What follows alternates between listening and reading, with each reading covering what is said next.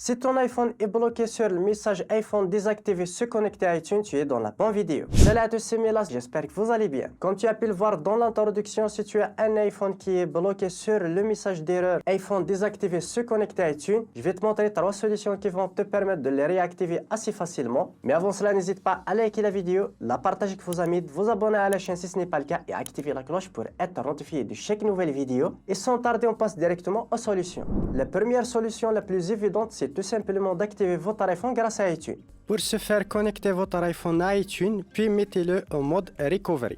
On appuie sur le bouton Augmenter le volume, puis sur Diminuer le volume, puis sur le bouton latéral. Il va le détecter automatiquement et là vous cliquez sur Restaurer votre iPhone. Vous suivez les instructions, vous cliquez sur Suivant, sur Accepter et là il va télécharger directement la dernière version compatible. Suivez les étapes, attendez un petit peu, puis il va réinitialiser votre iPhone.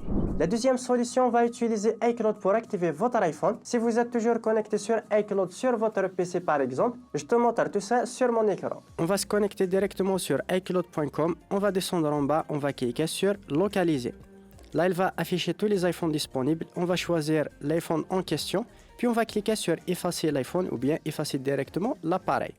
On va suivre les instructions, on va recevoir un code sur notre numéro de téléphone, puis on va cliquer sur Suivant, et là, on va cliquer sur Effacer. Automatiquement, notre iPhone va lancer une réinitialisation, il va effacer l'ensemble de l'iPhone, et vous pouvez faire la configuration de votre iPhone pour accéder à nouveau à votre iPhone. La troisième solution, c'est d'utiliser un outil professionnel qui va te permettre d'activer ton iPhone assez facilement. Et pour ce faire, on va utiliser le logiciel PassFab Phone Unlock. C'est un logiciel simple, intuitif, qui va te permettre de déverrouiller ton iPhone ou bien l'activer assez facilement. Je te mets un lien directement pour en savoir plus, les tarifications et tous les liens de téléchargement dans la description. Et sur ce, on passe directement aux explications. Voici la page officielle de PassFab iPhone Unlock. C'est un logiciel déverrouillage, code d'accès de l'écran, iCloud activation, mot de passe, etc.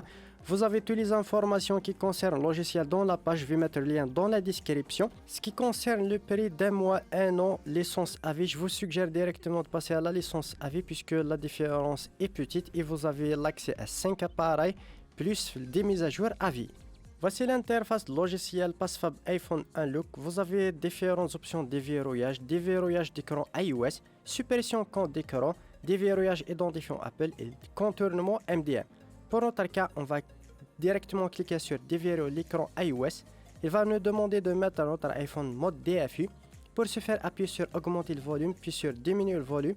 Maintenez le bouton latéral jusqu'à ce que le mode DFU apparaisse sur votre écran.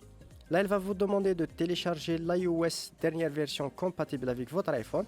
On clique sur télécharger ou bien importer si vous l'avez déjà téléchargé.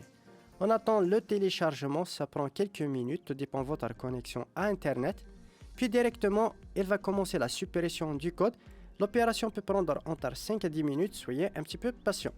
L'iPhone va être directement restauré. Et voilà, la suppression est terminée. Je vais configurer assez rapidement mon iPhone.